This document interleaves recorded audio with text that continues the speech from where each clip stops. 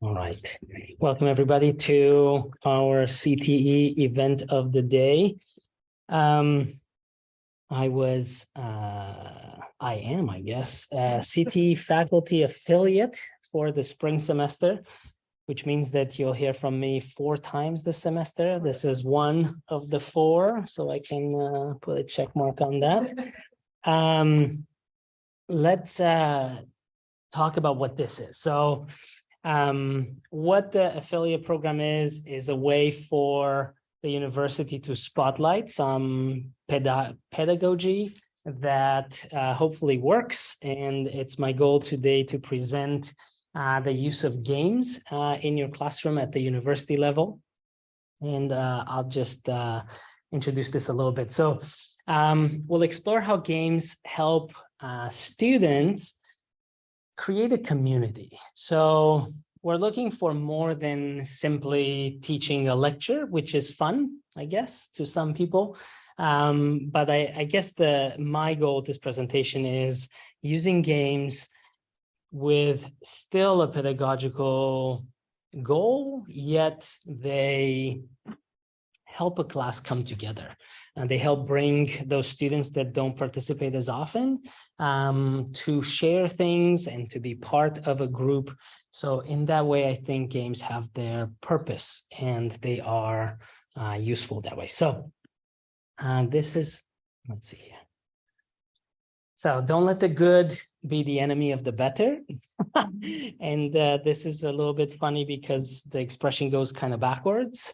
But I wanted to share with it a mini poem with you, which is: education is not all fun and games.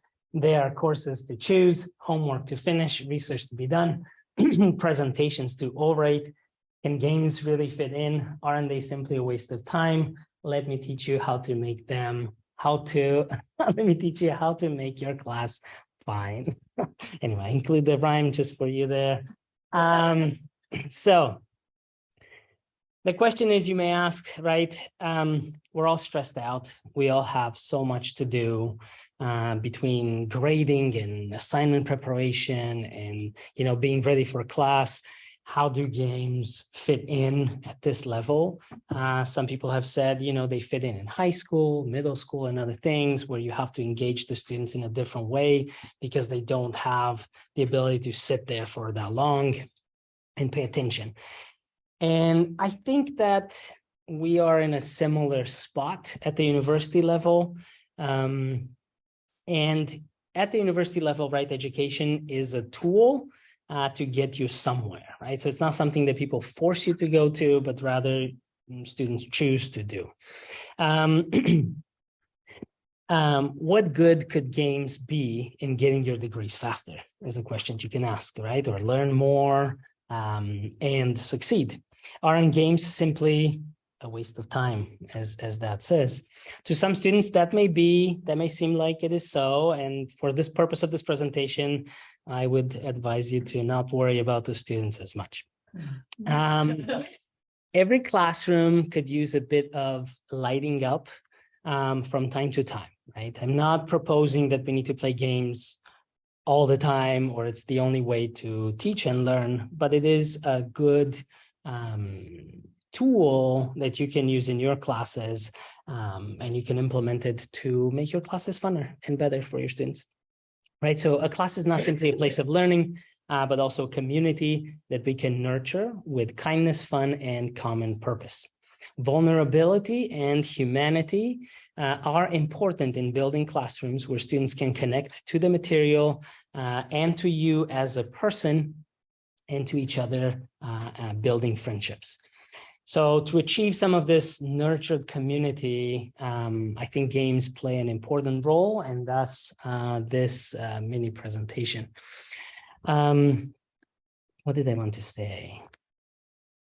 Let me introduce myself a little bit. This is me.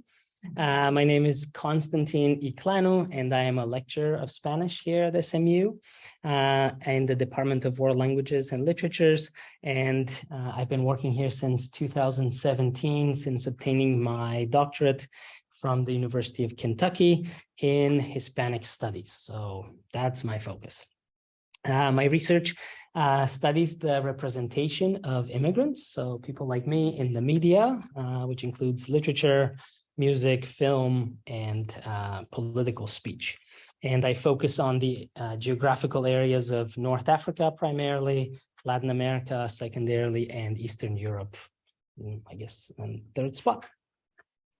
I'm originally from Romania. I'm not a native Spanish speaker, but Romanian and Spanish are fairly close together linguistically, so it's been fairly easy with a lot of work to get it all together.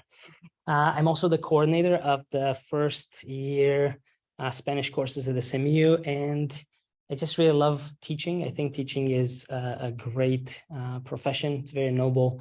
And I love to teach not only the language, but also the culture. This is my family. And you can see my wife there. My new baby is Geneva Marijan. And then my other 4 children. So I'm quite the pater familias. All right. Good deal. Moving on. So the value of games. And I've touched on this briefly earlier, right? So games can be a great way of creating a community in your class. So can anybody tell me why this is important? Why would you care to have a community in your class? Is this something we want? What do you guys think? Well, it helps retention. So when students feel engaged and part of a community, they're more likely to stay. Yeah. I know that's a big issue we're trying to get. Okay. Retention. Good. Anybody else? Or even just participate. A lot of times they feel comfortable with their classmates. They don't want to. I mean, I think the biggest fear for most students is they just don't want to give the wrong answer or appear incompetent. Yeah. That's usually when they feel comfortable. Yeah, I love that. I think that's actually super important, right? To get them to participate, specifically the shyer ones that may know the answers very well. They just don't do it because they're just kind of shy and they feel embarrassed or worried about being judged or whatever it may be. I think games are a fantastic way of bringing those students in. So then as they share, in part of a game, then they can, build those relationships. I was thinking, like when people say, it's not what you know, but who you know. That's still really true. And I think being in an SMU-like place, it is really important to get to know people and to get to know your classmates. Like I'm thinking now, like the people that I knew in my grad program and before that, some of those people have done all sorts of cool things. And it's really good that I know them. And I was thinking that if we just make our classes simply about the end product, whatever we're teaching, then we're cheating our students a little bit from building those lasting relationships that I think will be meaningful way beyond Spanish 1401 or whatever they may be taking. Good. So games can help you reach out to students that generally do not participate or are less prepared sometimes, right? Let's see what else. Games can also further your pedagogical goals. Games should not be unrelated to the materials you are teaching and should in fact directly address them. And this is where coming up with the right games can be quite difficult, but also I think very rewarding once you come into a pattern and you know exactly what games to use in what situations. Let's see here. What do you guys teach? I guess I want to know. What do you guys do? Advertising. Well, you 3. And then, so they all teach Spanish. Oh, and they are great. Should we introduce ourselves? That would be, something. Sure. Yeah. You wanna instructions? go ahead? I'm Oliver, senior instructor designer, CT. When I teach a technology and higher education course in school, or I teach workshops. I'm a visiting professor practicing the Temerlin Advertising Institute. I teach digital media, typography, history of graphic design. I also coach the National Student Advertising competition students. So I get to hand select the team to compete nationally. Very good. And your name? Nicole, sorry. Nicole. Yes. Very good. Darian? My name is Pilar, I'm in the Spanish department. I teach Spanish and sometimes classes of literature, Latin American literature. Very good. And I'm CJ. I'm also in the World Languages and Literature Department teaching Spanish. Just your first year, so first and second semester. I'm Chris and I also teach Spanish. My name is Elias, with the Written School of Theology, part of the entrance faculty, I teach pastoral cares. That's awesome. I'm Bonnie McGee and I'm in the statistics and data science department. I'm Bradley Warren. I pretty much teach whatever they tell me to teach. I've taught just about every physical health related fitness course that's on the books. I also teach academic success, and I'm also teaching.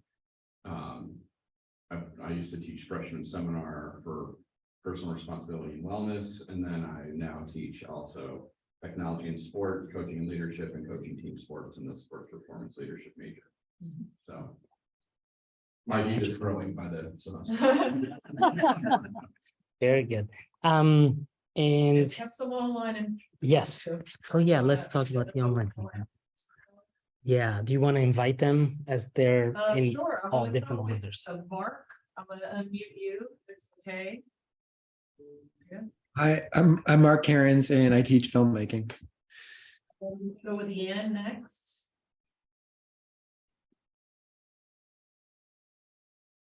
Or not, maybe we go with Ken next. Or Yan, there you go. Hi, I teach Chinese. Thank you, and then Ken, you're next. Or Hello? Ken's computer. Can you- Computer.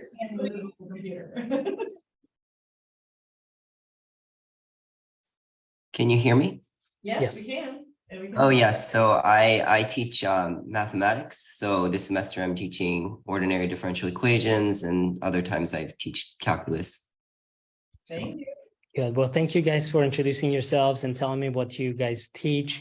And the question that I have for you again is, have you used games in your classrooms? I know you've said that you have. Has anybody else used games in their classrooms? Yes. What games do you use? And if you're online, you can chat it up. You can put in the chat.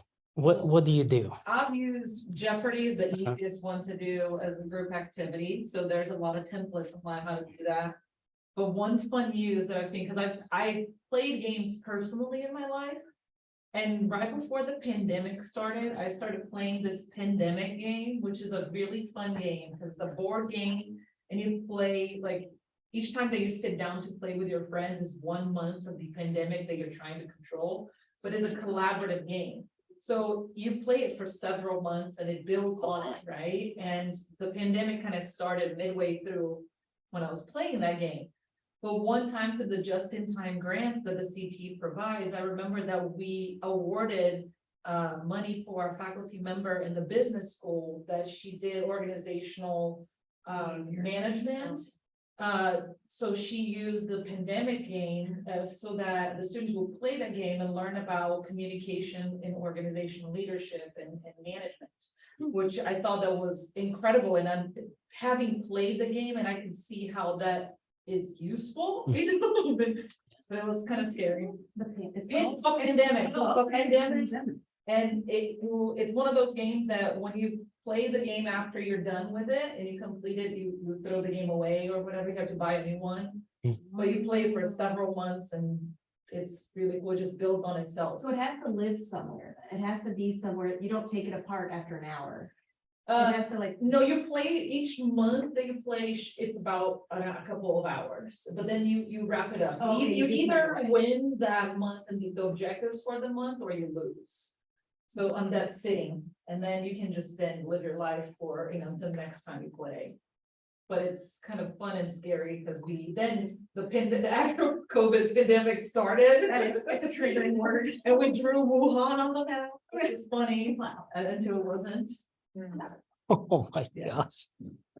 Tell us what games. I love games. And again, it depends on what I'm trying to achieve. So if we're going into like if it's a brainstorming day, then I'll start off with games as simple as like charades, Pictionary, Whatchamadraw, Scrawl is really fun, but 17 up, and it's, a little dicey, a little racy. But then also like I have, in my digital media landscapes, it's a huge class. And so I call them play days. On Fridays are play days. So I do some sort of hands-on play that reinforces the material from the week. And one day a semester, I have a game day. And, I talk to them about how strategic, you can learn strategy and communication through games. And so I give them a list of games to bring one of. So it's not like just playing an hour of war, with each other. So they'll bring in Catan, they'll bring in all kinds of games that I've never even heard of. And it bonds them, and they are so excited about it that like one semester, I think I did it twice, just because it was a way to get the groups like really tight knit with each other. But I'm always looking for like new, like I really want to understand like what games like tied to different classroom objectives. Yeah, and that's where it gets more complicated. But yeah, good luck. No, I use games all the time. With language is kind of easy to do, I think. So we Pictionary or speed dating rather than vocabulary, or with like introducing each other. Or just today I went outside when it's night outside. I always try to go outside. I always put them in lines and they have to talk each other. They have to, today, for example, they had to defend their city as the best city in the world to me. Doesn't matter, it was any city but where they grew up, and it was like kind of a debate, and then they were changing first, and they have to define and get good at defending their city in Spanish. So every time I have ideas, so I'm very excited. Thank you for doing this, because I'm very excited about learning new ways to. Yeah, I think we should share these somewhere. We can all post our ideas. Oh boy, yeah. I mean, similar to what Pilar said, like languages is very easy to use, so I've used a lot of the ones that have already been mentioned, like the Jeopardy and the Pictionary. In terms of other things, there are some like cool online tools. Like I used to use, there's like Kahoot, and then there's another one that I think is more free. That's called like Quizzes. I can't remember how many Z's and which one, but it's basically like where you can make kind of like an interactive, so the students have an app, or they just go onto on their phone and they can like play, and it's nice because sometimes those things use like a pseudonym, so they'll give you like a silly name, like Silly Gorilla or something, and that way like kind of lowers the filter. It's not like they're seeing like the ranking, so it's competition, but it's not like necessarily identifying them, and they can just like, maybe they can see, oh, like I'm moving up the list, but if they're struggling, it's not like everyone's Joe didn't get the answer, because they're all like kind of like fake names. And then my number one most popular game, which I'm not sure how applicable this is to other classes, the fly swatter game. Students love the fly swatter game. We usually do it for vocab, but I think it's classes for different things, like terms, like key terms and like a history or something. But the students I always get that question. The other day I brought it for one class, and my other students saw it peeking out of my little briefcase, and he said, "Oh, are we playing now?" And I said, "No, this was for my morning class. So wait until another day." That's I'm good. glad we have synchronicity there. I know. Chris, do you have anything? So I've only tried like a lot of the games you mentioned before, like Jeopardy, Dictionary, Survey, but Spanish teacher, that's really good for vocabulary. I've tried some other word-based games that I've seen on these late night shows. So like Password, which I think it's called Password, but you basically have a word that you've given. You have to say a different word, and you have to make the person guess the word that you have, but you're not allowed to say that word. So you have to say words related to that word. And that's really fun to play with them. And I wasn't played, this only works in a small classroom, but I played trash can box. Yes. Really simple. You just ask them a question. If they get it right, they get a point, and they get a shot with a piece of paper at the trash. If they get it right, they get a 3 points or whatever. Very good, very good. I'll be showcasing that one too. Holly? Yeah, I played, so I have first semester in the fall, I had our very first class of graduate students, and there were about 7 of them in our statistical methods course. And the first thing I did was I sat them in a circle and we talked a little bit, and then we played 2 truths and a lie. So because it's really important for the cohorts of graduate students to bond. And then I kind of spun it to where I said, the more you know about someone, the easier it is to determine the lie from the three statements that the person made about themselves. And statistics is the same way. Because the more you know about your content and your subject matter, the easier it is to determine when things go wrong or when things are right. Yeah, that's right. Very good. We do have an online suggestion too, apparently in film using a board game called Roll Camera. And a correction, the game that I play is not just Pandemic, it's Pandemic Legacy. Thank you for, pointing it out. Was that Mark that said that about the whole camera? Yes. Mark, do you want to tell us what that is? Yeah. It's a board game where it's not designed for education. It's just a board game, but every person plays a different crew role on a film, and they're working together to try to make a really good or really bad film. And I use it in a class where we're learning about crew roles because they kind of get a first taste of like what the roles are, because it actually explains those pretty well. And I guess the conversation has been interesting because a lot of people are talking about things that I'm like, oh, I do stuff like that in class. I guess I don't consider it a game. I was thinking of games more strictly like in classic board game sense. And so it's interesting to hear different types of things that people would consider gamifying the classroom. Yeah, very good.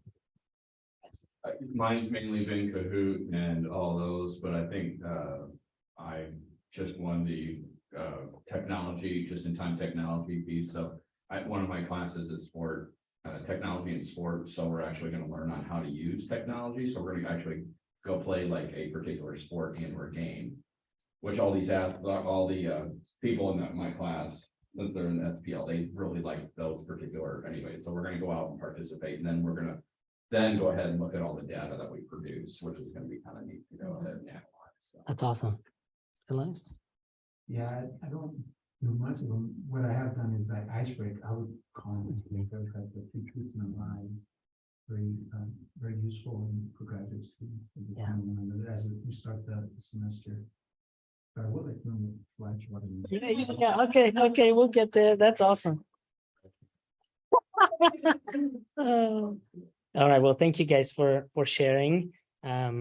Let's see what else do I have here. Okay, so the other thing I wanted to mention are like game principles, right? So there's different kinds of games, right? You can have collaborative games, you can have competitive games, and all these can be used in different ways, right? There's always a level of competition in games, and actually our students love it. Like my students get so into the games, and like when class evaluations come out, most often somebody will mention something how fun and engaging the games were. And even though they compete against each other, they don't do it in a mean way. I guess, you have to watch that, and monitor as an instructor, but they've been very, very fun, right? You can also have the competitive games, they pit students against each other. However, this is not a free-for-all, right? It models, though, I think, real-life competitiveness, and our students, at least my students, have really loved it. Now, let's see. The other thing that I wanted to mention is when we talk about groups, usually games, when we play, like you can play Kahoots, for example, and they're all individual students, but you can also play group games. And when you do groups, you also have to form teams. This is actually something that's really important, the way you as a moderator decide who goes where. So I'm going to ask you guys just really quick, how do you decide who goes in which group? Let's say you separate your class into two. Do you just go down the middle, or do you decide ahead of time what you want to do? Or if you have groups of 4 or 5 students, how do you decide how to put them in groups? Do you guys have any strategies for that? Randomization, right? So if you guys have you all used random.org? Random.org is a fantastic site that helps you randomize things. And I wonder if I should showcase that. You can select those, what do you call those? Yeah. Groups or something. Yes, like groups. They're called groups, and you can randomize that way, which that works. Random.org has been really good for me, and I've really enjoyed it. And I'm going to showcase this. Let's see if I can find this. Oh, there's too many things. And then, you know, Yeah, counting off. That's usually my random, yeah. But the other one I'll usually do is if I can kind of try and pre-group it versus like the ones that are always talking versus the ones that Yes. never. And then make sure that you kind of have like a general leader, but then kind of starting to get them in, because I think even with the ones that are shy, as long as they're in small groups, then they'll usually share. Yeah. They just don't want to do it in front of the big group. That's right. And sometimes you can think about these groups ahead of time, or when you get to class, you know your students, you know who are the talkative ones, you know who are the shy ones. So you can right away just say, Johnny, whomever, you're group 1, you, group 2, and you can do it really fast.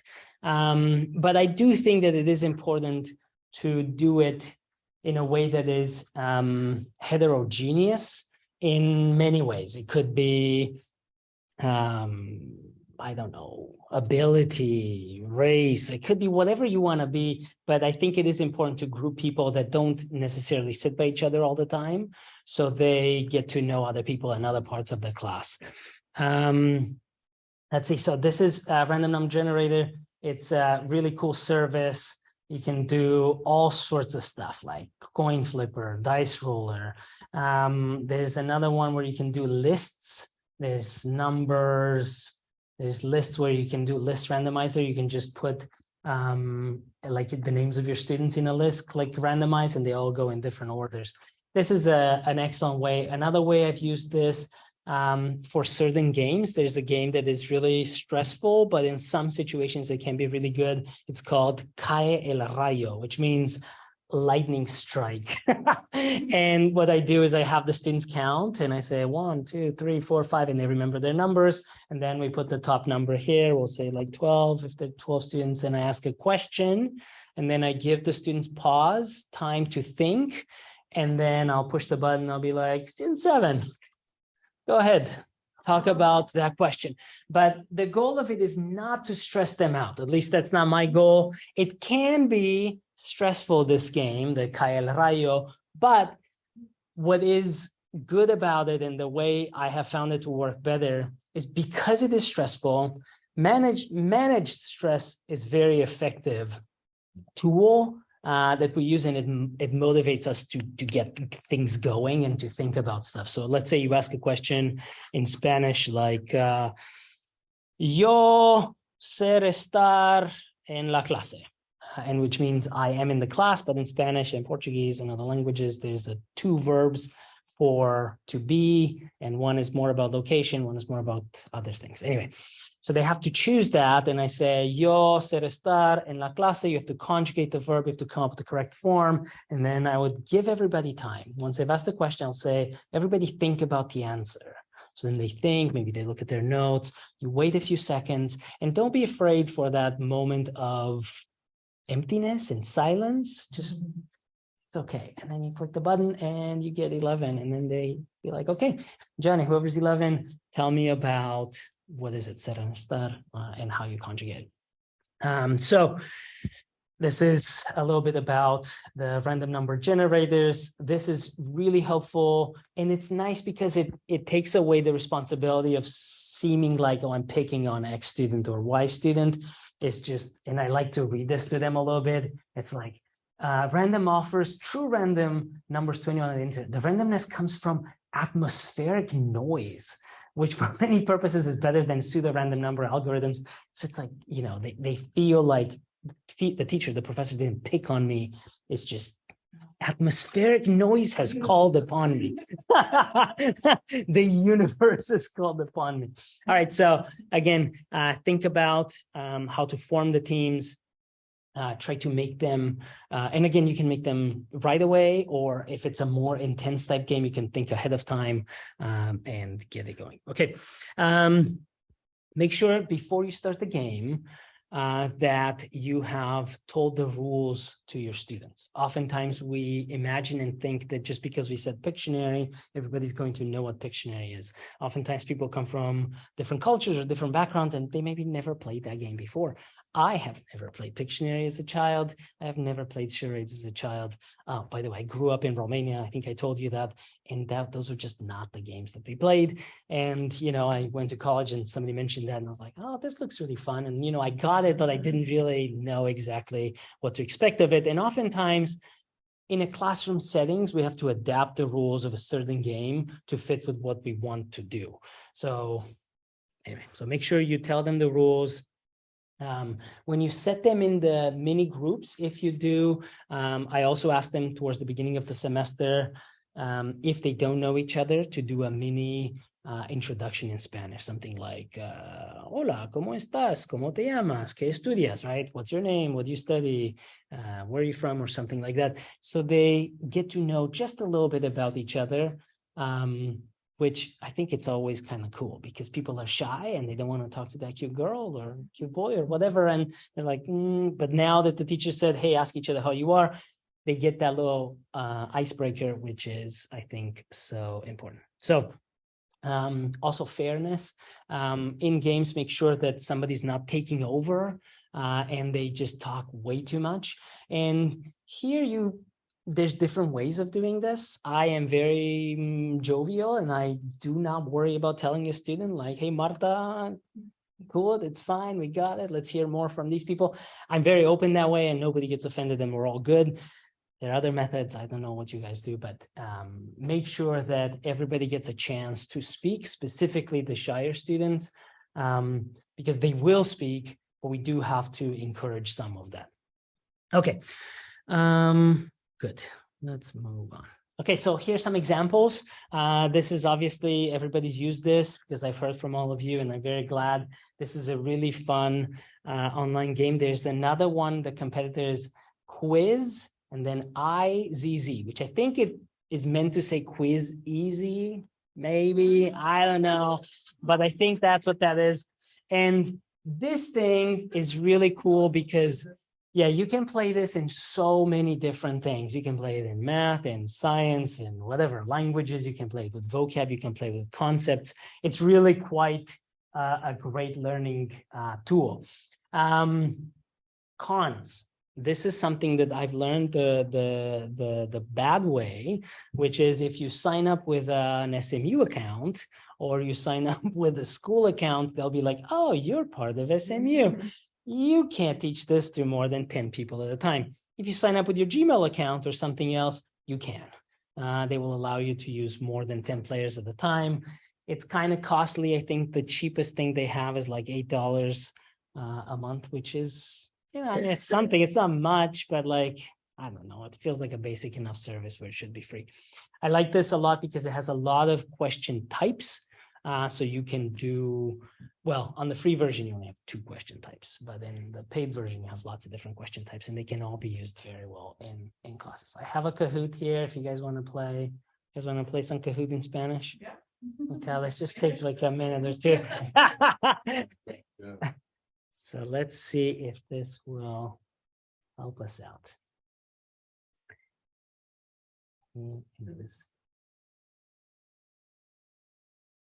And so it says comidas e ingredientes, foods and ingredients. Play up to 10 players and your free trial. What? I don't know what to do. For some reason, this is a little different. Usually it takes you to a spot where you just put in that code, which shouldn't that be here? What am I doing? Play with up to 10 people. Yes. Click. No. Pick the mode. Classic mode. Oh yeah, that's right. I need to pick it. So you pick classic mode and then here's your game pin. So go ahead and you can scan that or you can just go to kahoot.it and then just put in that code and you get this fantastic music that is just, everybody just loves it. There we go. So you have some people, you can name yourself or you can allow it to name however you want. I like this. What I like most about this is that after the Kahoot game, you get a really detailed analytics that tell you that student X actually didn't answer any of the questions. Then you can take back to student X and write an email and say, hey, I noticed that you didn't answer any of the questions. Can I help you? Is there something that we need to work on more, or what do we need to do? So I do think that if you use this, use the analytics afterwards, they're really good. I can't remember if those are just for pay or not, but they're pretty cool. Are we kind of all in? Maybe we can try, or does anybody need more time? Okay, I'm gonna click the play button, which is somewhere. Oh, no, there we go. Start. Okay, now there's a time limit and questions pop up and you have to answer them. The speed does matter. So let's look at this one. For example, this is a quiz. ¿Qué palabra no pertenece? Which word does not belong in this list? So you have carne de res, which is, what is carne de res? Beef, ham, vinegar, and pork chops. But again, here, as a student, you have to know what these words mean because I won't be giving them in English. So you having learned what the vocabulary was for that lesson, then you come prepared to class. And when you play this, you're really excited. Oh, yeah, I knew that vinagre was the incorrect one or whichever it was. And then I sometimes will put like a Spanglish word in there, like beefo or something. And it's funny that some people pick it and we laugh at it together. And then we're like, absolutely not. And then it also gives you obviously like points and things, and you get people that come on top and not, and they give you podium. This is really quite a fun thing. I'm gonna stop it pretty soon. Lettuce is healthy. It's a bad question, but it's funny. So la lechuga es saludable. Lettuce is healthy, yes or no? It's up to you. And then it gets funny, right? Because some people are like, I would never eat lettuce. Other people are like, lettuce is the best. And I don't know. I think it's healthy. Who picked false? Who thinks that lettuce is not healthy? Why? Let's see. Okay, just to be so. You could say though, all these chemicals and who knows what, microplastics. Anyway, but it's first these kinds of conversations, right? We're all lightening the mood and we're laughing at it. Okay, so let's kill Kahoot. We're gonna have fun with that.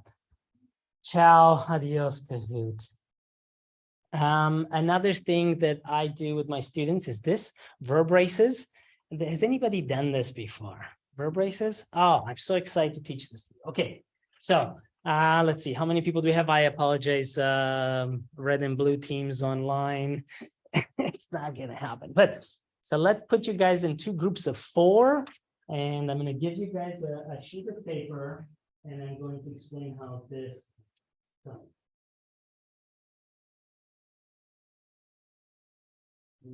You guys can be one group, you 4 right here, and then you 4 right there should be a group. You should get yourself in kind of a circular position so you can pass the paper to each other fairly easy.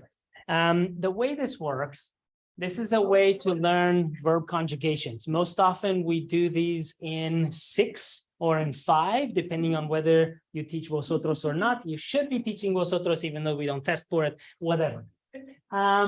But you can do it with all sorts of numbers. The way it works is like this. In Spanish, all verbs have 6 conjugations.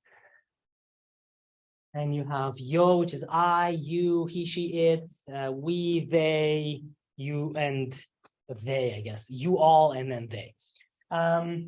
And what you'll do, I'll give a verb. So let's do a quick Spanish lesson. In Spanish, there are 3 types of verbs. There's AR verbs, ER verbs, and IR verbs. And each one has a few different conjugations, like AR, the yo form ends in a yo and an O. To form ends in a what?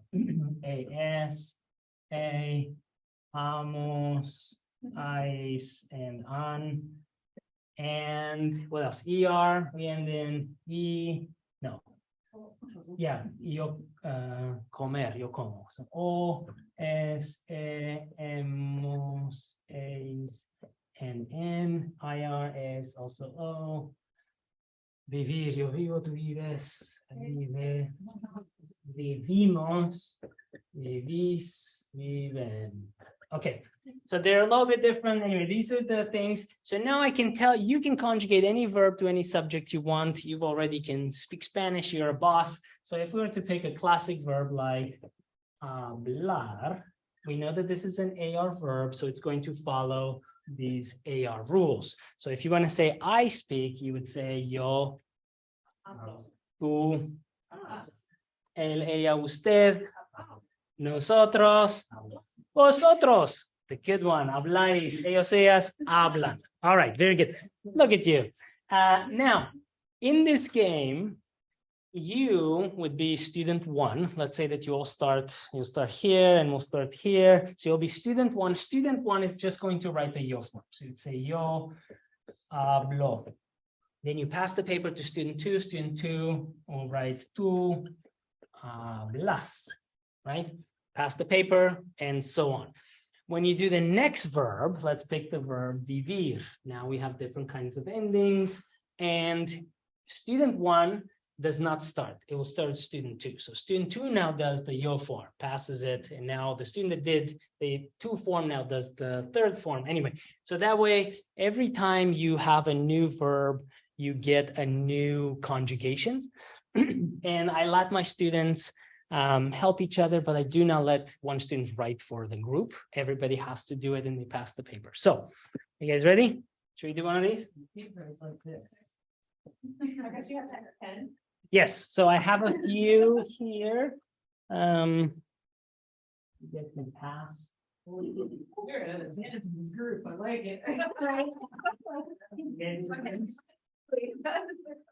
Got some? We got some? Okay, so you all have a paper. All right, so now the goal is to do it fast, but also accurate. Okay. I usually teach this.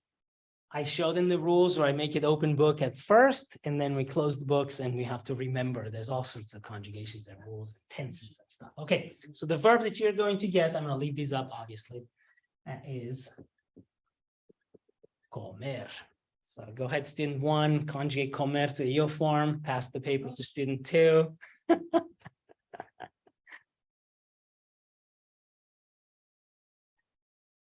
Remember, you gotta go through all the different forms. They're cheating, they're not doing it. They're cheating. I like it. No, this is, this. Oh, I skipped the one.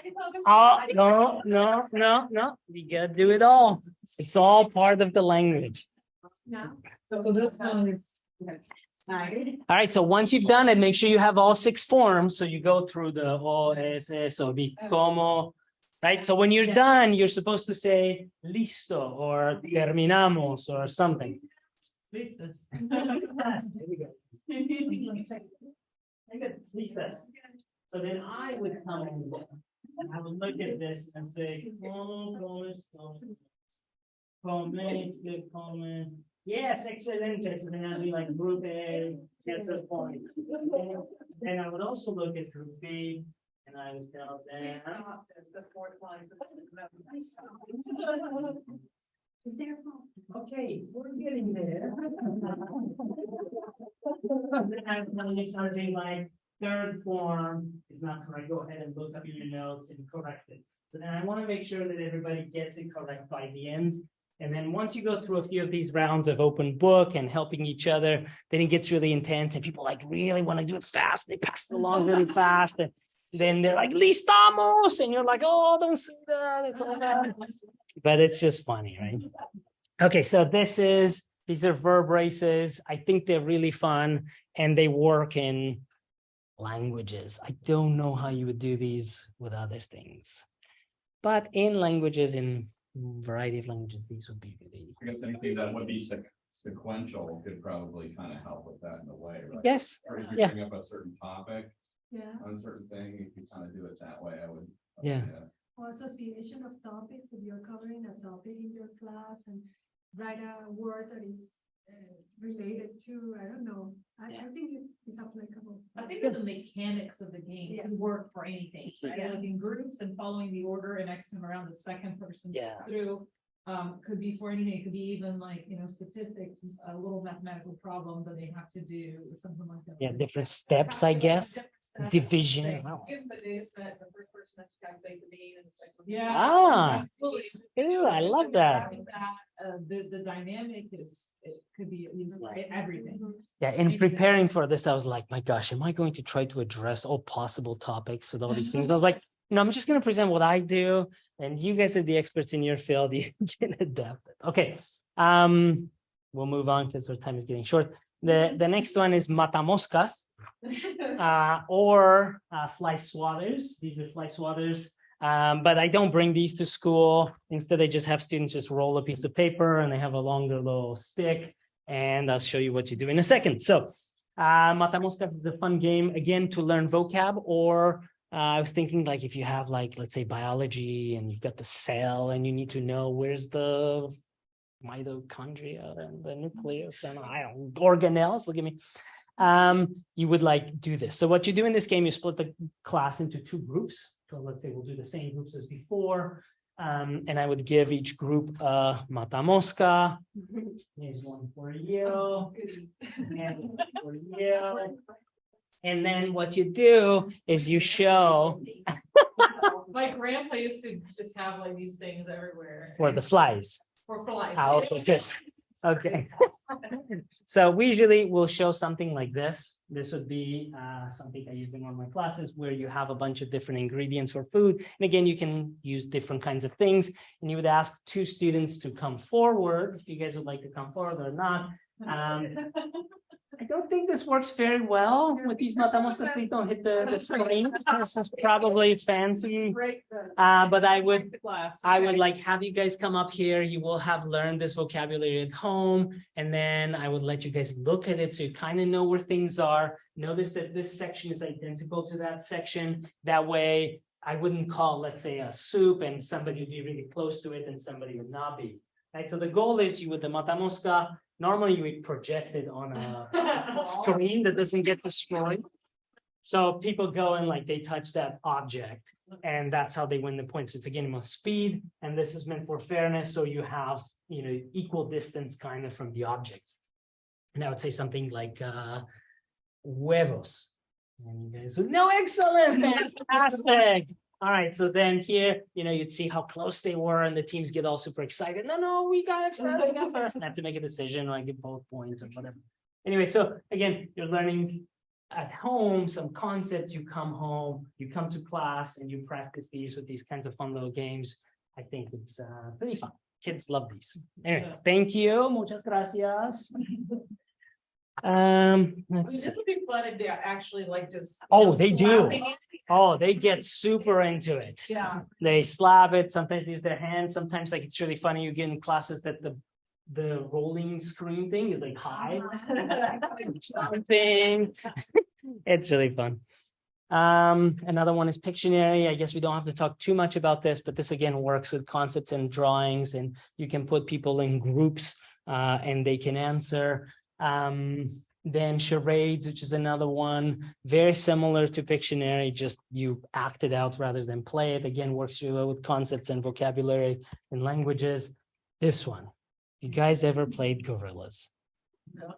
Nobody's played Gorillas? Oh my gosh. Okay, so this is a game from the early days of computing, like literally when computing started. This is one of the first games ever created. Probably Pong is one like this, but this is in that era of games. What you have these two gorillas and they throw a banana to each other, and it's got wind and gravity, and you can control all those different things. This is a fantastic game to use with numbers. So when I teach numbers in Spanish, they learn numbers up to 1 to 100 or something. They work really well with the angles, because when you get in the game, and I'm going to show you, I'm going to actually do it. And the music is fantastic. You're going to see it's just the best. Here it comes. Are you guys ready? You're not ready, but it's amazing. All right, let's see if we can zoom out a little bit. You can make this full screen, but I'm not worried too much about that. We're launching. So good. Okay, so press any key to continue. Let's make sure we're in it. Name of player one. Here we do different teams. So we'll have team, I don't know, rojo, and team two is blah blah. And then we have how many rounds do you want to play? Let's say 3 for the total. Gravity, we'll leave it in normal Earth gravity. You can change this if you want to play with the students. Then you click P. Look at this. It doesn't even have a user interface. It's normal. It auto-generates, so these will be different every time. And then you have the first group will be like, okay, Grupo Rojo, dadme un ángulo. Tell me an angle. And then they would have to think and say, okay, so I want my guy, definitely want 0 because it's going to hit the building. I'm going to hit something like this. So let's say 45 degrees, right? So they have to think and be like, okay, ángulo, profesor, 45. I'll be like, okay, muy bien, 45. Velocity, how fast do you want to throw this banana? And you have here the wind, which is against you. So let's say out of 100, what do you guys think? We'll have you Grupo Rojo. Let's give 75, just in case. And then I push enter, and here we go. The sun is all cute. Oh, this is good. Qué bien. Okay, and now we have Grupo Ángulo. What angle do you guys want? Un ángulo 42. Y la velocidad. Speed, ni idea. Come on, you gotta try it. Slower, faster. Slower. 68. A ver.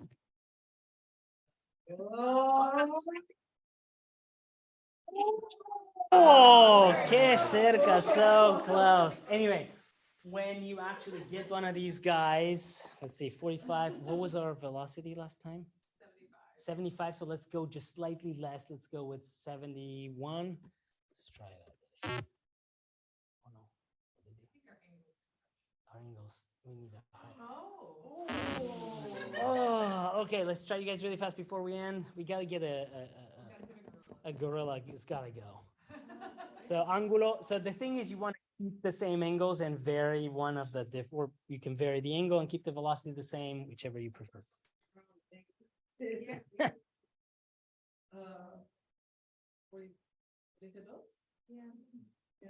Okay.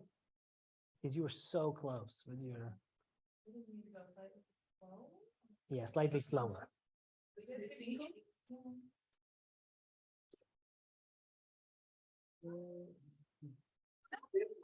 Oh, the angle is too shallow. Anyway, so it keeps going. But what you can do, what I do with this, I ask them questions from the material and we use a review. And then if they get it right, then they get a chance to shoot. If they get it wrong, they don't get a chance to shoot. Or sometimes I let them shoot if they get it wrong, so they have an extra chance. So that, yeah. Right. So this game can be used in all sorts of things. And it's just funny because it's so old school and, just lame, right? But it's also awesome. Every time you pull it up, does it have the gorillas in a different place? Yes. Every time you'll get, let's see if we finish this, 45. And I don't remember what the velocity was, but it needs to be just a pixel smaller. What did we do for math? 64. 64. Let's go with 65. 65 last time. Yeah. I thought it was something with a 1. 71. It was 71. So let's go. Yes, 68. Okay, come on. You gotta see this, Chris. Wait. Don't leave. There it comes.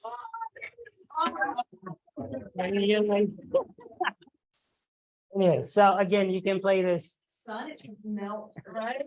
And then you get this. Thank you. Let's see what else.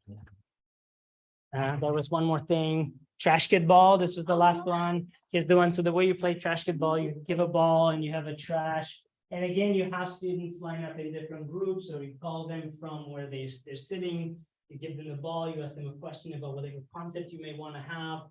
And you can, again, decide whether you want them to a point or not, or whatever. You set teams, they throw it, it goes in, they get an extra point. This works really well for people because it gets them out of their seats. Lots of these games will do that, which is really good to get them engaged on a different level rather than I'm just and I'm focused on Pinterest. That's what I call Pinterest or whatever they're doing shopping. You're like, okay, time to, get up and do stuff. So there's trash kid ball, skill-based, which is also a pro and a con, and height matters. And, some people do better at this than others. Anybody want to throw it? No? I No? got to play. Okay, you got it. All right. Perfect.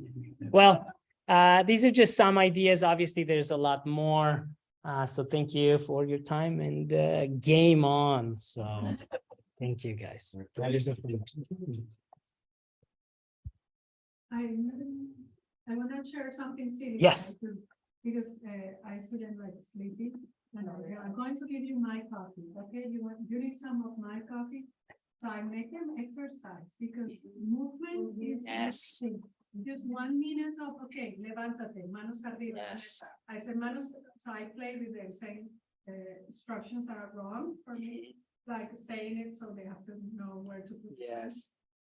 And it's really incredible how they sit and you see their wings smiling, they need to move. Yes. So confused when you say stand up, they'll wait. Yeah. They'll wait others to stand before they stand. Yeah. So it's so true though. Anyway. That's what like Simon says.